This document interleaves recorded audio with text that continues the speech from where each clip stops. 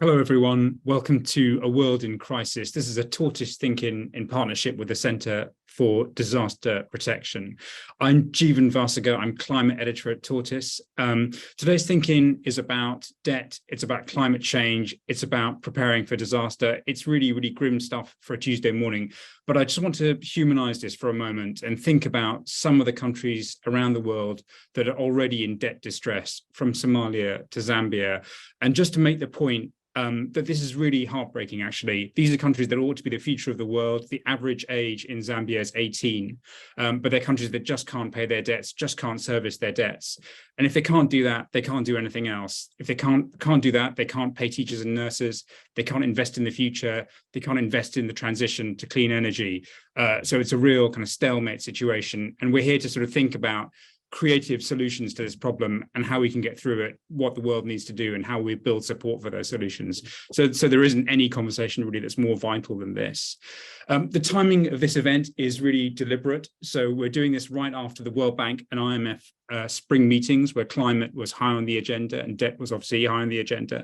And it's just happening just before President Macron's Paris summit on a new global financial pact. And I'll come back to this in the course of the conversation. I'm being joined by Gail Smith of the One Campaign and Ekoswehi Iyahen, who's Secretary General of the Insurance Development Forum. We're going to get straight into it in a moment, but just a reminder that we do want to hear from you. So my colleague Sarah Weissel is the chat host. Please just raise your hands, drop a question, a comment into the chat. Give us your thoughts on what you're hearing. We'd love to hear from you. Gail, let's get straight into it with you. Could you just set the scene for us and tell us, firstly, just how apprehensive are you about what's unfolding around the world this year in terms of debt? I'm very apprehensive. Now, I remain an optimist because I think there's solutions that can be adopted to avoid what is happening. And look, the debt crisis is serious, as you describe it. Close to half of the world's poorest countries are at risk of what's called debt distress. And, the extreme end of that is default. But up until then, it means that the kinds of choices you just described have to be made. So think about this. The debt service that will be due this year for Africa is $69 billion. That's the same amount of aid that the world provided to the continent in 2021. So we're talking big sums of money and huge trade-offs. But I think what's really key to understand here is that for wealthy and even middle-income countries, what's always key is maintaining a foundation of resilience, so that if something happens, there's the ability to bounce back, fiscally and otherwise. What's happened to the world's poorest countries is, with a series of shocks, the pandemic and the shutdown of the global economy, the Russian invasion of Ukraine, climate change, there have been constant hits on their economies and no ability to refuel that resilience. What we're not seeing is the world stepping in to refuel that resilience, because we know future shocks are coming. So I think we're at a real tipping point in terms of how the world works going forward, and whether we're going to see growing gaps between rich and poor, or we're going to start to see a real global economy. So the word of the moment is polycrisis, isn't it? Shock coming after shock, coming after shock. Yeah. As you said, the pandemic, then the invasion of Ukraine, and now the rise in interest rates. Could you just give us a sense, Gail, of how these challenges are interconnected? So, as I touched on in the intro, there's obviously a limit to how much countries can do to finance the clean energy transition if they're struggling to service their debts. But just what are the linkages between these different crises? Well, if you look at Africa, for example, the potential in terms of climate change is massive. The potential for geothermal, for carbon capture, for solar, for wind, all sorts of things. So there's an opportunity to invest there. The demand for investment in health and education is also massive. You talked about Zambia and the average age there being 17 or 18. Across the continent, it's under 25, and it's a growing population. So huge demand there, so there's a trade-off there. And I think the big trade-off is, and again, using Africa as an example, this is the largest largely untapped market in the world. The Continental Free Trade Agreement that they have signed on to means a market that has 1 billion more people than are in the European Union. Huge potential for the global economy and for the continent on the production of goods and services, on getting ahead on climate change, on dealing with a host of issues that we face. So those are the trade-offs. And it's not just a trade-off for an individual African government, it's a trade-off for the world. So if we get this right, there's absolutely a huge dividend. Thank you very much, Gail. Ekoswahi, if I can just come to you really with the same question, again, just sort of lay out the scene for us. Tell us what you're seeing so far this year. We're conscious of a number of countries kind of moving into debt distress. How widespread do you see this going? It's significant. I mean, Gail has already expanded quite a bit on that. I tend to focus on the point around the incessant shocks, if you can put it that way, that countries have to contend with. And I really appreciated the framing that you used in terms of focusing on people, making this a human experience so people understand what you're talking about. Your slides also referred to something which I hope that the audience picked up on, which is that only 1% of financing for these shocks and disasters is actually prearranged, right? So what that means is that when you have these disasters, there's actually a scramble to try to figure out where the resource is going to come from, how is it going to reach those communities who have been affected, etc. And as Gail had pointed out, that goes to the heart of resilience. How are we investing in resilience? How are we investing in these countries in terms of their needs as it relates to health, education, etc.? But addressing the shocks that actually are also baked into the system when we think about climate change. And there's a significant, I think, gap and road that we have to travel as a global community in terms of dealing with this. So I would say it's a very serious topic, but I'm also not sure if people understand the profound implications. It's not something that is happening in those countries in Africa. It's something that has very real implications for developed countries as well.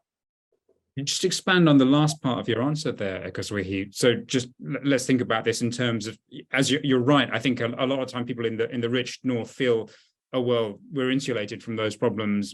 They don't touch us, but that's wrong. Yeah, we live in a world that's, globalization, right? Supply chains.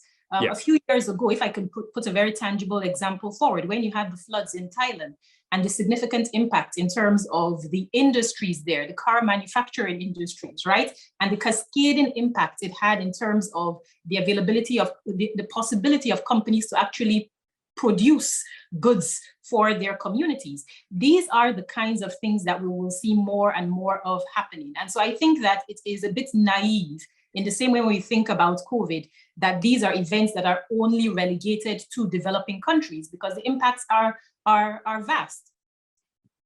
Thank you, Ekoswahi. So, Gail, as I mentioned in the intro, the timing of this is important. We've just come out of the spring meetings. There's a lot of excitement, particularly surrounding the appointment of Ajay Banga, the new president of the World Bank. How do you feel about the spring meetings? Are you optimistic following them? Do you feel that the world community really has a grip of these problems?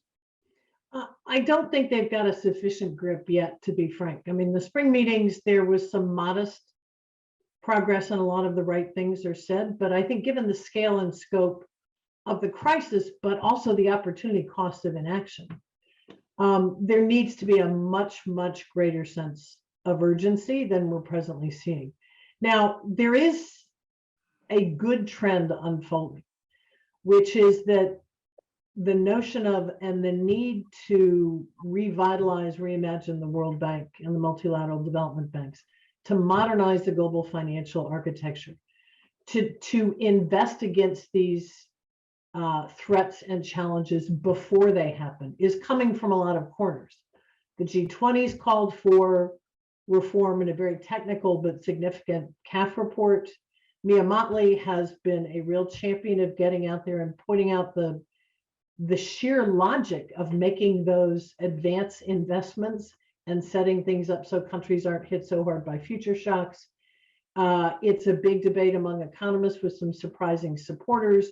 So I think there is a lot of momentum. And we have a new president of the World Bank who is going to face enormous pressure to turn everything around in 24 hours, but who nonetheless, I think will bring some energy to the challenge. So, so we've got that, but we're missing sufficient political will on the part of the major shareholders still. Yeah, I mean, Gail, as you've said, there's been leadership from countries in the global south, from Mia Mottley in particular, but we don't seem to have the same kind of catalyzing effect that was the result of the Second World War. So, you know, the one thing that I assumed about COVID-19 was that it would, you know, it'd bring the world to act together, and this would be a sort of model for how we deal with climate change. That really didn't happen. You know, if anything, the opposite. So why do you think it is that we're just sort of missing this political will, and that COVID in particular just didn't have that effect? Well, I think there are a couple of things. I think in the case of the COVID pandemic, politics trumped literally the pandemic. One would think that, as we saw during the Ebola epidemic, for example, countries dropped their politics on the floor. I certainly know the United States did. And we worked closely with Cuba, with China, with countries where there were major policy differences. The world came together for that. It didn't happen in the pandemic. It was politicized very, very early on as a kind of geopolitical rather than biological threat and challenge. And I don't think it recovered. I think President Biden tried to pull the world together, but that was already well a year into the pandemic. So I think that's what happened. Politics trump things. I think right now, there's still a little bit of politics trumping the crisis in a different way. I think that for many governments among the major shareholders, for example, excluding China, we're living in a moment where global goodwill, even if it's in light and self-interest, but global goodwill is seen as bad politics. There's a turning inward at a time when there needs to be a thinking and acting outward. So I think there's the incentives, the political incentives in domestic politics for most of the G7 leaders are not aligned in the right way. What it takes, and I just want to go back quickly to your reference to post-World War II. This is a moment where, like them, world leaders could come together, revitalize these international institutions, because we know the world's going to face future shocks. Yeah. Right now, they're not moving in that direction. And when you just sort of, I guess, one follow-up question on this, when you sort of survey the kind of political landscape, do you see any kind of model for this? Do you see anyone who is successfully framing debt, framing climate as a collective global emergency that we need to respond to in the way that we sort of need to have that conversation? I think there's some of that out there at the kind of 30,000 foot level. Right. I don't think it's tangible, and in two important ways. One, the costs of inaction are dramatic and dangerous. Yeah. It's growing instability, it's massive human suffering, it's fragility and potential collapse of states, it's breakdowns of economy and all the net impacts those negative outcomes could have. But I really want to focus on the opportunity costs here. Is there's so much potential to solve the problems that the world is facing. Yeah. If we're operating on all cylinders. In other words, if low and low middle income countries that could not do the surplus financial agreements that we did in the UK or the United States or across the EU are not able to recover, build that foundation of resilience and invest against what we know is going to happen, we're going to lose jobs. We're going to lose global income. We're going to lose potential investment. We're going to lose on climate change. Thank you, Gail. I just want to pick up on the word resilience that Gail just used and bring in your specialist knowledge of the insurance sector. It's the job of insurers to understand risk, to assess risk, to manage it, to transfer it, and to build resilience. So firstly, like, where do you see the gaps at the moment in the world, particularly in developing countries, in terms of really understanding and managing risk? I think it's a great question. And before I move to what you've actually raised, I think that, Gail touches on an important point in terms of leadership. There is an idea that gives me, I think, some hope, which is the idea of new coalitions and new grouping of actors who are able to take on the challenge of how do we communicate the material nature of what we are trying to contend with people and populations, not only seeing this as a crisis, but also an opportunity. And I think that this is where there's a little bit of gap in terms of how the politics is framing and communicating what we are trying to deal with. Yes, appreciating the urgency, yes, the problem, but also trying to be a bit closer in terms of making people feel like they can be part of the solution. So I just wanted to add that bit here. In terms of the on that point, Ekoswahi, I really thought that one of the interesting outcomes of the last COP was actually the developing world held together and fought for an outcome that they wanted on loss and damage and succeeded. And I thought that was really, really interesting to see. On the whole, as we all know, the Sharm el-Sheikh COP wasn't a big advance, but that was a breakthrough. Yes, I think it was an incredible breakthrough because, again, it is, I think, built on the solidarity that many of these countries are seeing this shock. 10 years, 15 years ago when I worked in this field, it was, okay, yes, you see a shock here in some islands in the Caribbean, one or two countries here and there, but you're seeing increasingly a convergence around this is a global position. We have to hold a position in terms of negotiation and how we get the resources that are needed for adaptation, resilience, investment in mitigation, etc. So I do think that for me, as I said earlier, this is where there is a little bit of hope in terms of new coalitions that are forming. Specifically, if we go back to the original question that you raised around insurers, I think they represent a sector where there's been a recognition from very many years ago around the issues that we are talking about today in terms of shocks and the need to be proactive in terms of addressing this, and especially as it relates to climate change.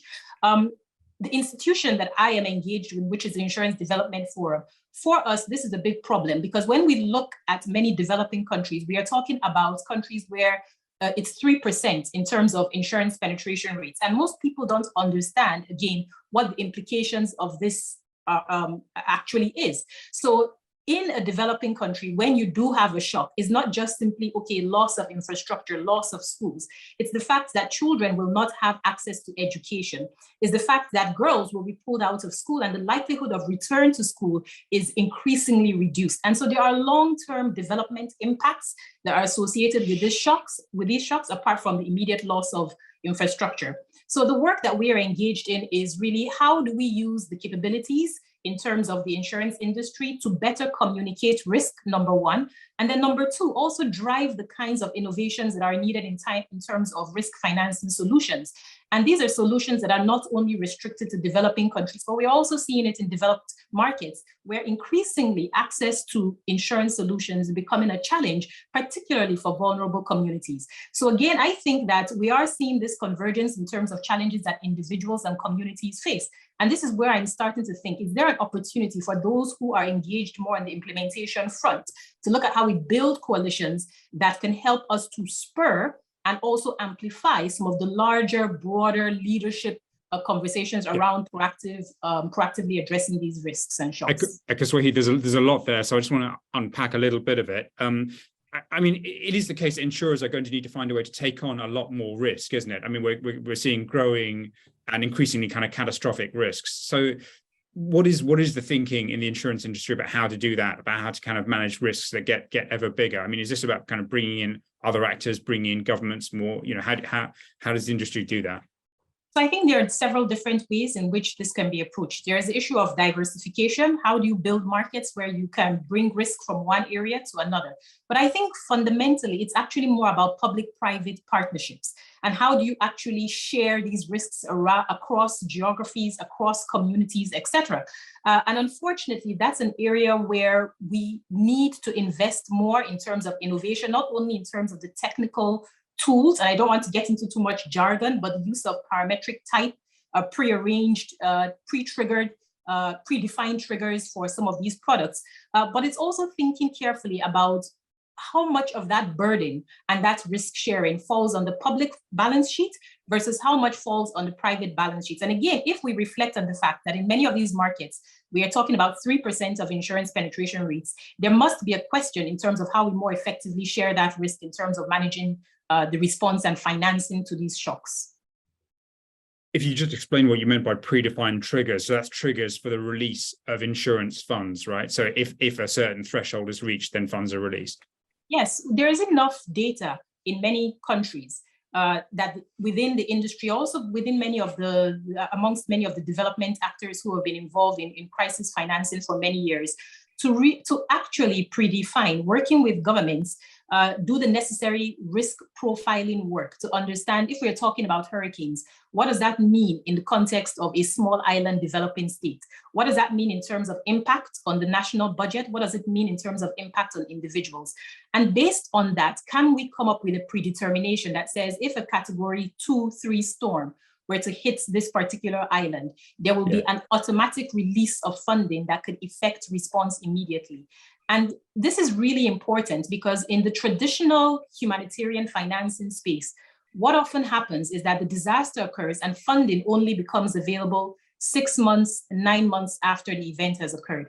And for poor, vulnerable countries, that's just not acceptable if we are concerned about those communities. For governments, it's also a challenge in terms of managing public finance. And so that's what we mean when we talk about prearranged financing and triggers. Okay, thank you. Gail. Just can I add a quick point on this and connect a couple of dots, because I think this is really key, and it gets to some of what Mia Mottley, who's the Prime Minister of Barbados, has talked about, but it's come up in other ways from other countries that are dealing with different kinds of threats. And that's the link to the debt. The other thing that can be set in place for triggers, absolutely there's a need for the flow of capital, is things like suspending debt service payments. Yeah. So that if a country is hit by a major crisis, all bets are off. Debt service is not expected for a period of time. Right now, we've got an initiative that came up during the pandemic, which is, it's kind of month to month rather than automatic. The key thing is this allows governments to plan and sustain their financing rather than having to say, we've just been hit by a hurricane, we're going to stop education funding, and we have no idea whether we're going to be able to complete these new projects. I want to talk a bit more about this with you, Gail, but actually I wouldn't mind if I can bring in Eleanor Heavey at this point from the Centre for Disaster Protection, because Gail's just mentioned pause clauses, which I know that you've done a lot of work on, Eleanor. And I just want to kind of bring you in to sort of talk a bit more about but firstly that idea, but what other mechanisms, what other tools you think we might need in this area?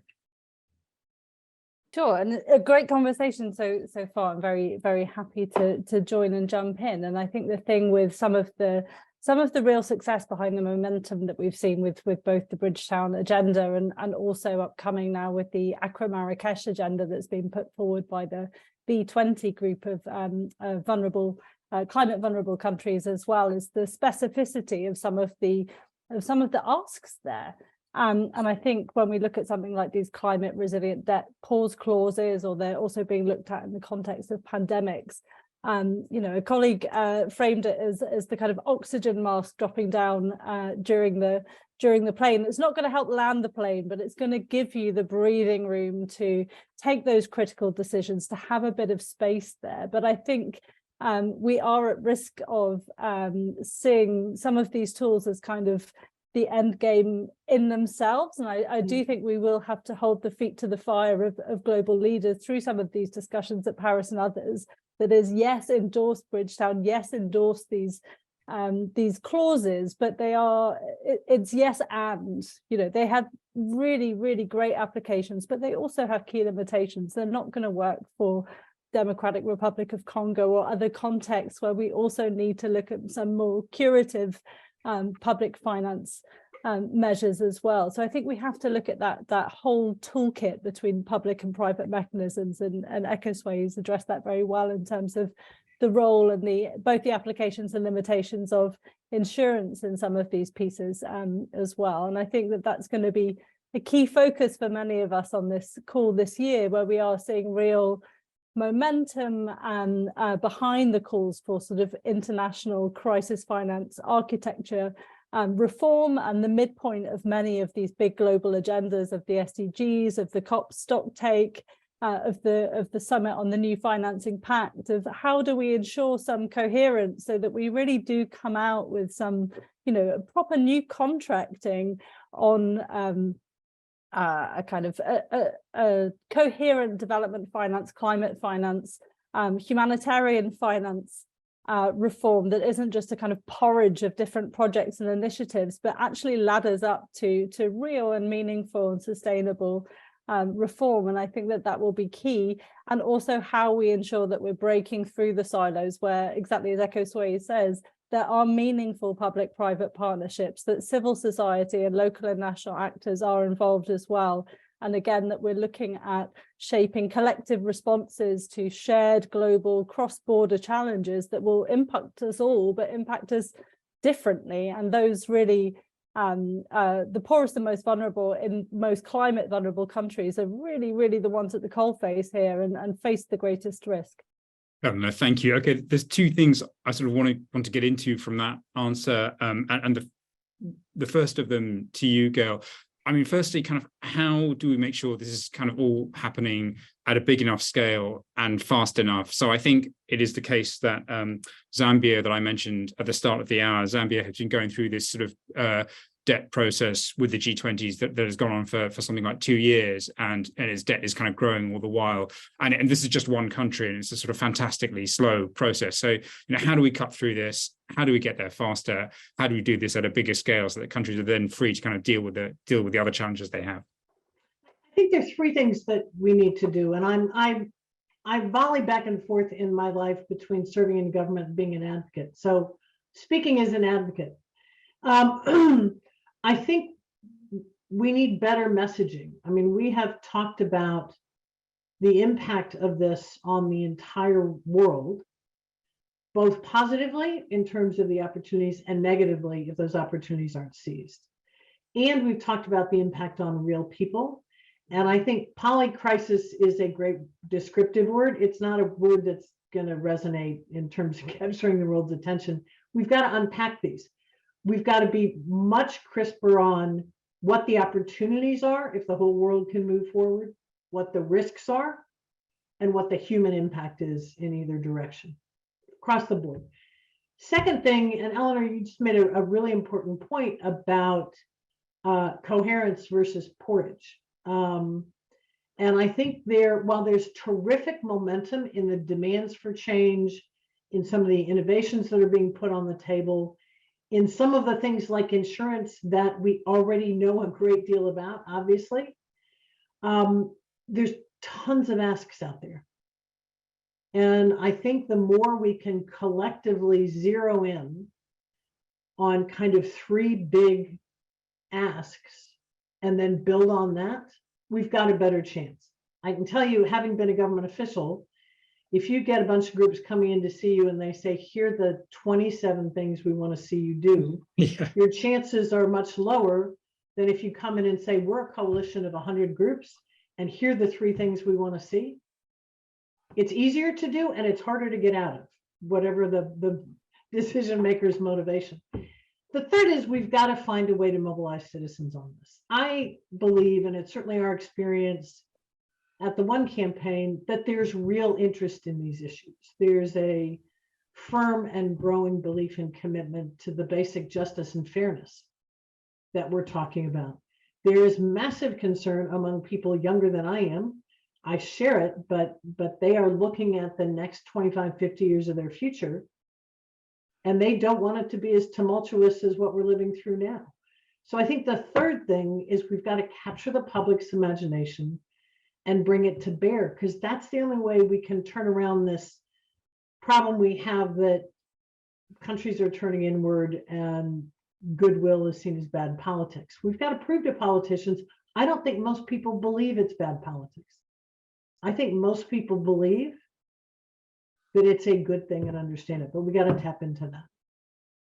Okay, thank you, Gail. Ekosway, I wanted to put a kind of slightly different question to you that's been dropped into the chat by my colleague James Harding, who says, this is a subject to itself, they're related, who leads on migration globally? We've touched on the kind of impacts of climate, and migration is obviously kind of one of the potential consequences of climate's altering. But James's question is, who do we have confidence is leading the thinking and action on migration? And I just wanted to ask you, is there anyone that you've seen who is kind of playing that kind of leadership role at a global level?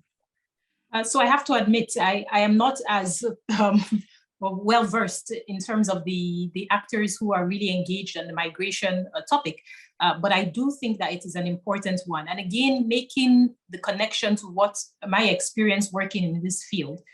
When I think about even West Africa and some of the challenges that we see there in terms of insecurity around Chad, right? It's also because of the disappearance of the lake, right? And people and the source of livelihood. So again, to the point that I was making earlier about the fact that, you know, when we see these shocks in developing countries, there are very real implications in terms of people's livelihoods, but also migration implications, right?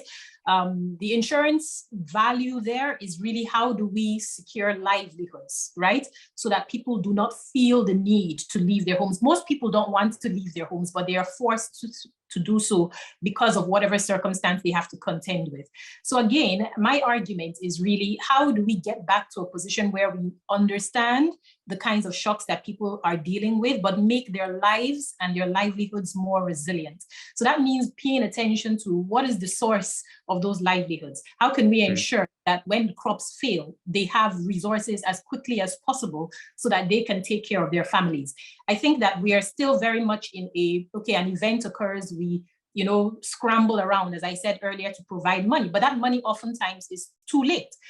Your slide, you talked about 259 billion or whatever it is that was mobilized for humanitarian response, a huge sum. But when does that money actually become available to people so that they can actually take the necessary measures in order to avoid having to migrate, etc.? So I do think that this is an important point for us to reflect on when we think about addressing the climate crisis and shocks, is not only the quantum, the quality, but also the speed of financing so that we can actually get support to people where they're needed. I think that obviously Prime Minister Mia Mottley and others have spoken very well in terms of expressing the challenge, but specifically as it relates to migration, I'm not necessarily seeing people driving that conversation at the same level, but certainly it's one that should be.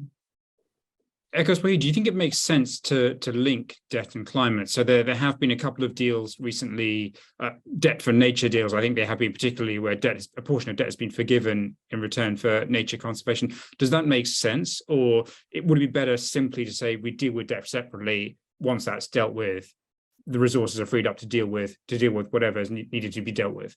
I would think that it would make sense to make some kind of connection, right? Because part of what we are also trying to do is conserve and protect the natural environment, right? And again, many of the countries, developing countries, they're very rich in terms of their natural environment. So what are the opportunities in terms of really coming up with innovative ways so that we can support that and allow people to exist in a way that makes sense for them? And so I would like to believe that, part of linking nature to the debt situation, it has to be part of that. It cannot be a separation from that conversation. Okay, thank you. And I just want to pick up a couple of points on the chat.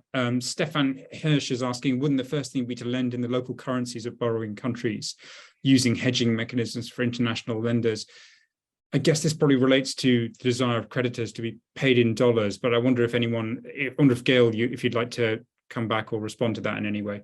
Yeah, look, I think there's a lot of utility in local currency payments, and it's certainly a demand that is increasing from the ground.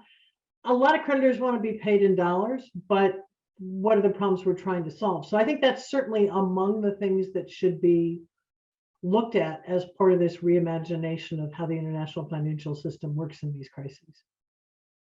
Okay, and I'd just like to bring Daniel Clark in from the CDP, actually, who has just put a comment in the chat about the international institutions, and that's certainly kind of something that we'd like to pick up a bit more. If we can have Daniel join us. Hi, thanks so much. Hi, Daniel. I mean, from the political to the sort of international architecture, I think a lot of what we're talking about international organizations doing is stopping treating disasters like surprises, having things prearranged in advance. And I think that will be particularly hard, particularly for the organizations that we have that are designed based around banks. So, some of what Ekosway has been talking about is a little bit inspired by insurance. And there's a reason why when it comes to retail markets for people, banks are separate to insurers. If you try to get banks to be the same as insurers, you end up with AIG and all the mess that we have with. So I think there's something quite different about banks and insurers. But often when I hear people talking about IFI reform, that talks about the World Bank, talking about the IMF, I think there's something fundamentally challenging around basing this structure in organizations that have AAA credit ratings and that want to be like banks. And I think this is where, entities that look much more like insurers, which still have that commitment to development, but have, I guess, insurance in their blood, as opposed to banking and loans in their blood. And that is a part of the international system that has been growing a little bit, but it's still very nascent and it's still very small. And we, still a very, very small amount of aid is spent on it, on sort of making it actually deliver. Explain that in a bit more detail, Daniel. Just what exactly do you mean by a bank that looks more like an insurer? So it's really important that banks don't go bankrupt. So we're very nervous about organizations like the World Bank going bankrupt, and similarly banks domestically as well. But the principle of sort of insurance is around sharing risks. An insurance company doesn't hold an amount of money that makes sure it will absolutely never go bankrupt. It runs a lot of calculations, particularly for predictable risks, things like climate risks that you can model quite well, that you understand. You make sure there's a tiny, tiny chance that you might run out of money. If lots of things happen at once that weren't expected, and you get it signed off by an actuary, and you try to make sure that your insurance companies are almost certainly not going to go bankrupt, but it's not never. It's not that they definitely won't, it's that they almost won't. And, there's a great history of mutualization in insurance where, people come together, where organizations come, where people come together and they share risks with each other. And I think that's what we need. We need to have this sort of more cooperative approach to sharing risks, but that doesn't sit particularly well with AAA credit ratings. So, for example, we mentioned, discussed earlier, the specificity of some of the asks of Bridgetown, these pause clauses, the climate resilient, the hurricane clauses. I think it's really great, the specificity of this ask, but I think it's going to be really difficult for organizations like the World Bank to actually deliver that, while still able to retain their AAA credit rating. So if we can't turn to the banks to do this, where are we able to turn to be able to deliver on this sort of prearranged finance? And there may be some things that banks are able to do, but I think the gaps between what development banks are able to do and what the world needs now to be able to move away from essentially we have an international system based around banks and begging bowls, and we need something, there's a limit to how far the banks are going to be able to move, the development banks are going to be able to move. So, and we need to move away from treating disasters like financial surprises. Maybe I can add. Yeah. Maybe I can add to that, Jeevan. I think, one of the experiences from my perspective, if we think about COVID, is that we are not very good at risk management and thinking about risk, right? Yeah. And business of insurers. And insurers tend to be a little bit more discreet when you think about the financial sector.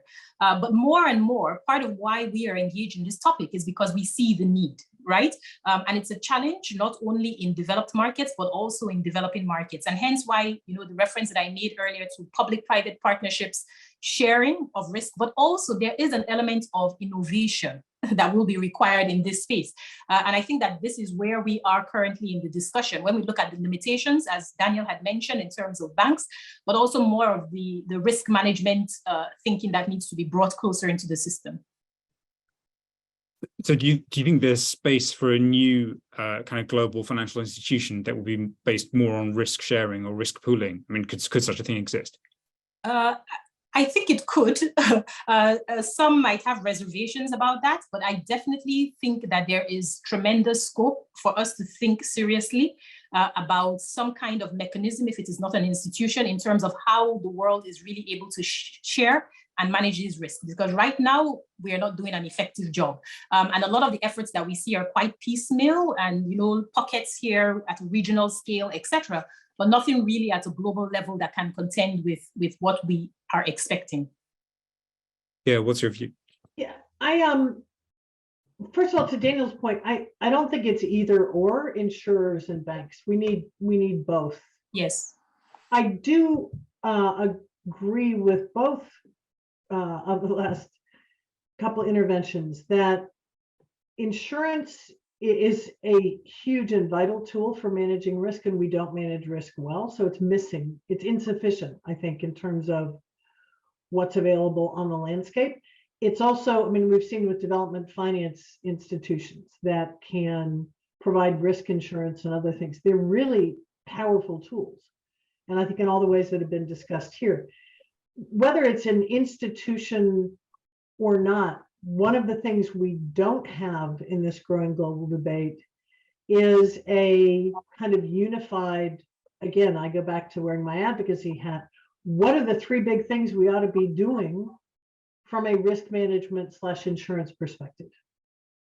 And I think there would be an eagerness and a great enthusiasm by all the key actors on this to integrate that into the equation, because there's no doubt, I think we've heard a compelling case that it's needed, but also it's very fragmented.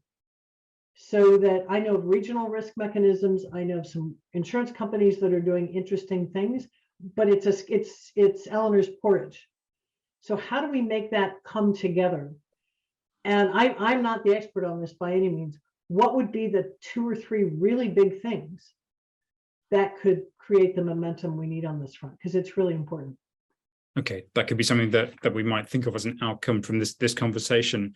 I just want to shift a bit from talking about the tools to thinking about how you build the politics and how you build the momentum. And particularly, the question of, it's often the case that debtor countries don't want to default, their creditors don't want them to default.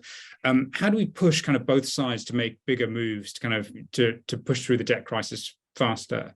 I just want to kind of come to you on that, Gail.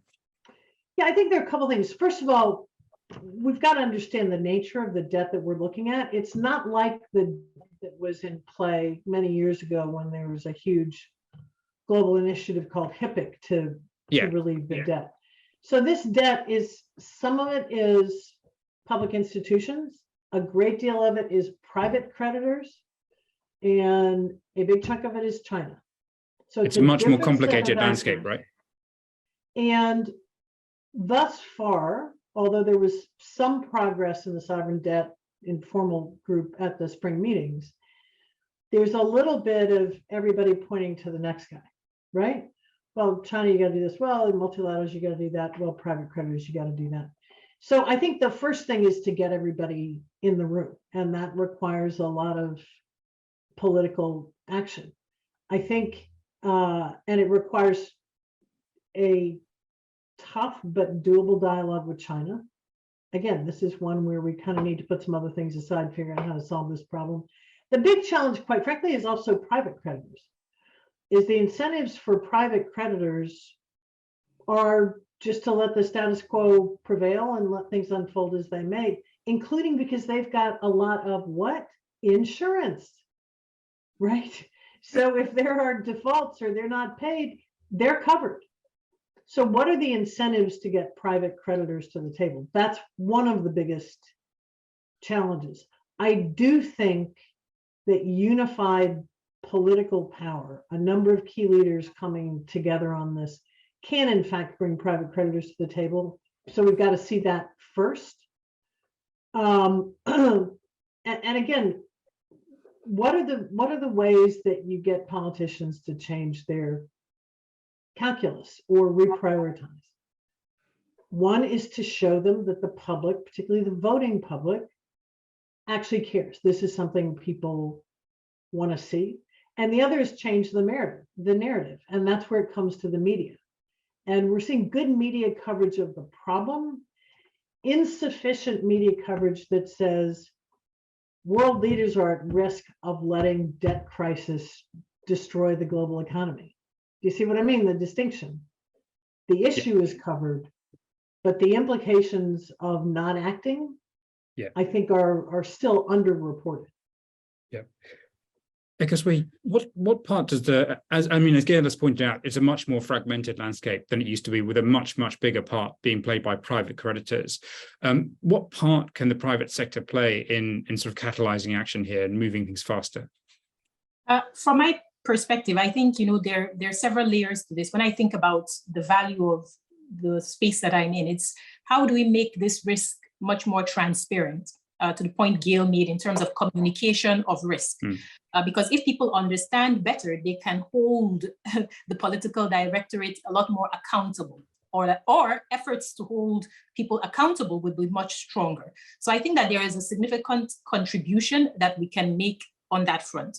And that goes to also supporting countries in terms of not only having a better picture of risk, but using that to inform the difficult trade-offs that inevitably have to be made in terms of the investments that governments have to make in development, financing response, etc. And oftentimes these decisions are not necessarily made with the best of information available. But this information is also important, I think, in terms of driving the innovation around the tools and products that are needed. And again, from my perspective, when I think about insurance, it's probably not necessarily the right phrasing. I'm talking about ex-ante financing instruments. And this we run the spectrum here, right?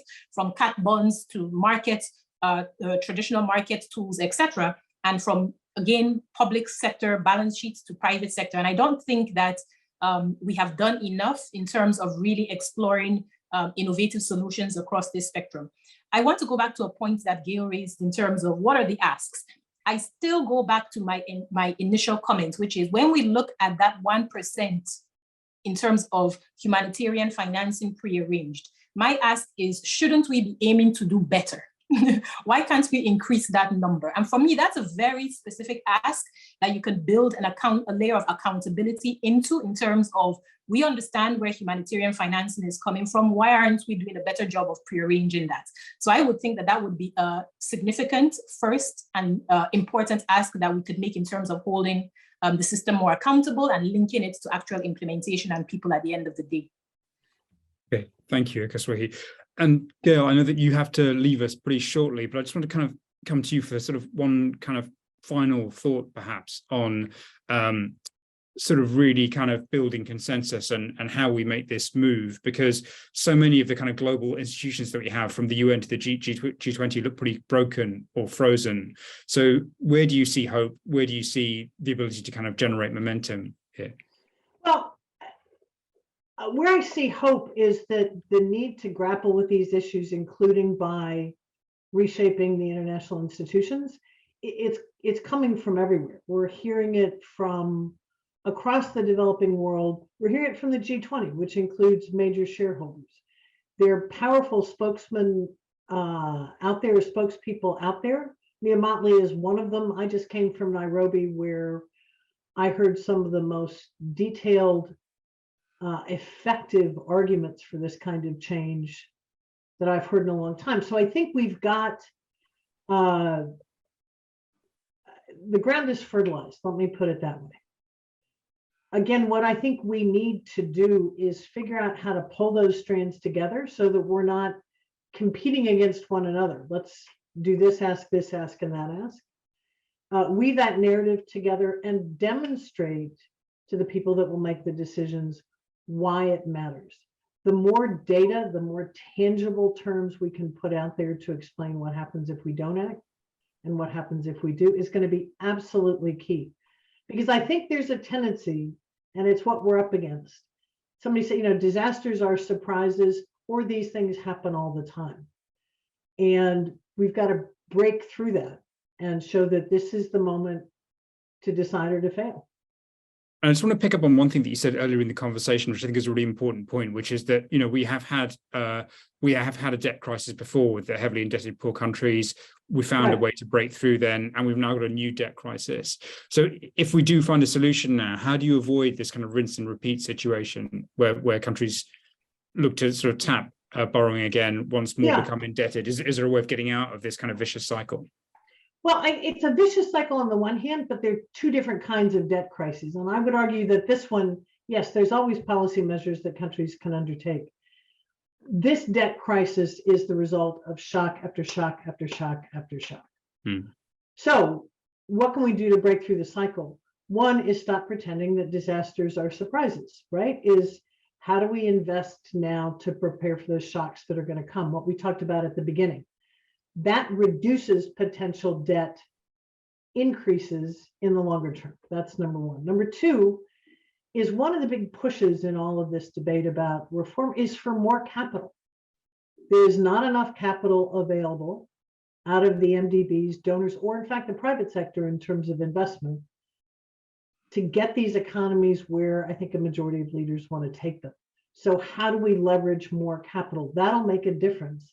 Sometimes that involves debt, but if you can get the return on it, sometimes it's worth it to do that. So I think it's solving the capital question. And then I think finally, it's taking a step back and looking at some problems in the system that quite frankly amount to basic unfairness. One of the big demands from low and middle income countries is better and more equitable representation on boards, in the G20, in a number of areas. And the fact is, when these institutions were created, they were created by a subset of countries that does not include a majority, let's be frank. That's a game changer also, because the perspective you have in the room informs the solutions you devise.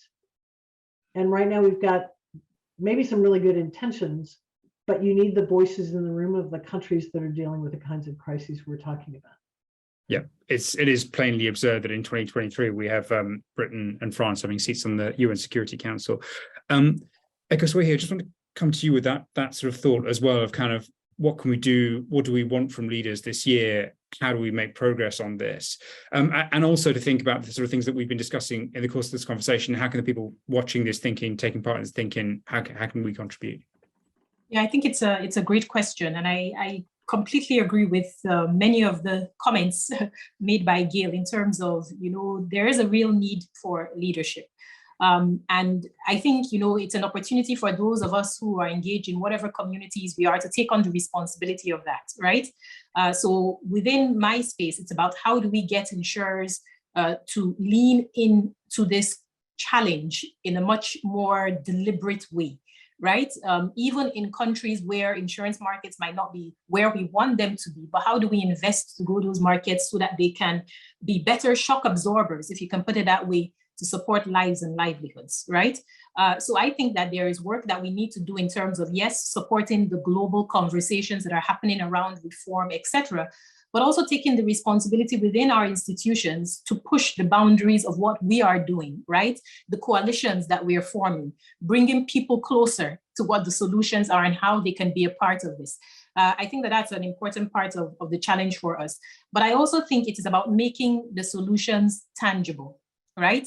We can have high-level conversations at the end of the day, but what does that mean in terms of solutions on the ground? What does it mean in terms of the kinds of solutions that Senegal might need or Zambia might need for smallholder farmers, right? What does it mean in terms of people who cannot afford coverage, right? And a country that is really significantly constrained, but still needs to have some kind of mechanism in place to deal with these shocks and providing solutions for communities who are dependent on humanitarian support.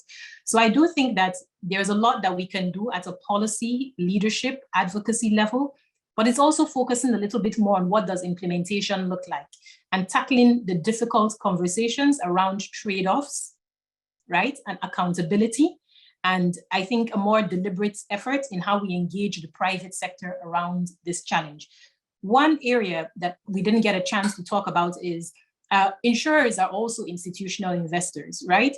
Part of our work is trying to figure out how do we get, working with the public sector, more investment flowing into developing countries for some of these basic adaptation and resilience building needs. It's a challenge. It's not one that we should shy away from, but it's also part of being, I think, a responsible part of addressing the climate crisis. So I hope that addresses your question, but I do think it is a mixture of political leadership, but also focusing on what does implementation need to look like and building those solutions. Okay, and just looking to the future, Ekoswe here, I mean, obviously these kind of coming years are really the sort of critical years for dealing with climate change. How well prepared would you say is your sector in insurance for the sort of scale of the risk that you see coming, and what kind of risk do you see coming? What a difficult question, Jiva. I'm just asking you to look into your crystal ball. Yes, I know. I think, insurers are very aware of what we are dealing with in terms of climate change. And I am by no way standing here to say that insurers have all the solutions. That would be false, right? But I think that there is an acute awareness in terms of the risk that we are seeing in the system, but also a need to be more proactive about developing solutions. I don't think that we are there yet, right? And that is the challenge of the moment, because it's not only about the politics, but it's also about looking internally as an industry to say, are we sufficiently equipped to also help to drive the kinds of solutions that we are needed? And that is an evolutionary process within the industry from the risk modeling perspective, how we understand these risks, right through to the solution end of the spectrum. But I also think that there are lots of existing tools and capabilities that can be relevant and are relevant when we think about the challenges around the climate crisis. Thank you very much, Ekoswihi. So I'd just like to think about some of the strands that have come through this conversation. And in honor of Gail, there won't be 27 points, there'll be 5. But I guess firstly, the points that have been made by Ekoswihi and Gail and the other speakers are really thinking about how we can drop the political framing, how we turn away from domestic policy, how we gather together and generate global goodwill. I think that's one. The second of those is how we can frame this positively and think about the opportunity cost, which is clearly there if you think about the youth of the populations in many of the affected countries. I think the third point that's come across to me really clearly from this conversation is preparedness and how we can ensure that we're ready for a crisis before it happens and we have the mechanisms in place to fund disaster response without needing to wait 6 months to fix the problem.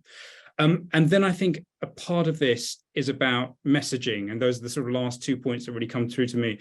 One of them is to think about how we communicate the implications of these problems to people around the world, and not just describe the problems as they're happening in countries that are affected by debt crises, in countries that are directly bearing the brunt of climate change, but what the implications mean for the whole global community. And then finally, I think the point that really sticks in my head is Gail's point about making 3 asks and thinking about how we narrow this down and focus exactly on what the world needs to get through this year and to solve these interlinked problems. I'd like to thank both of our speakers, Gail Smith, Ekoswihi Iyahan. Thank you very much to you, the audience, as well, for joining us, and thanks for making it such a lively conversation.